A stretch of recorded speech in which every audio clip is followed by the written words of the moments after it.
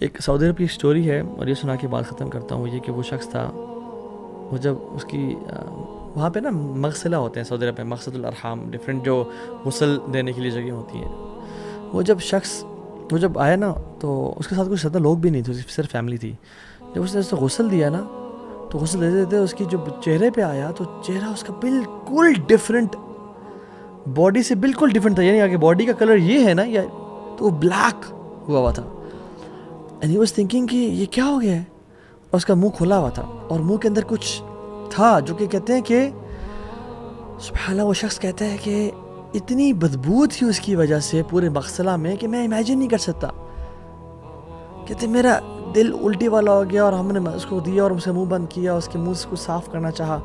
کہتے ہیں اس کو جب لے کے کہتے ہیں اتنے دنوں تک اس کی بو جو ہے نا، اس کے منہ میں جو کچھ تھا وہ اس مغسلہ میں. کہتے ہم نے بخور جلائے، ہم نے ایئر فریشنرز لگائے، ہم نے دھو دیا، کہتے ہیں وہ بو ہی نہیں جا رہی تھی.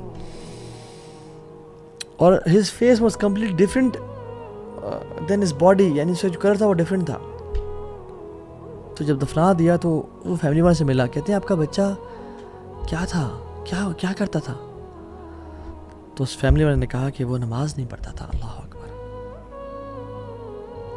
رب اجعل لی مقیم الصلاۃ ومن ذریتی ربنا وتقبل دعاء ربنا اغفر لی ولوالدی وللمؤمنین یوم یقوم الحساب. یا اللہ ہمیں بھی نماز پڑھنے والا بنا، ہماری اولاد کو بھی نماز پڑھنے والا بنا، اور جس طرح نماز پڑھنے کا حق ہے خشوع و خضوع کے ساتھ ہمیں نماز پڑھنے کی توفیق دے، اور ہمیں کبھی ایسا انسان نہ بننا جو اپنی نمازوں کو مس کر دے یا قضا کر دے. وآخر دعوانا ان الحمد للہ رب العالمین.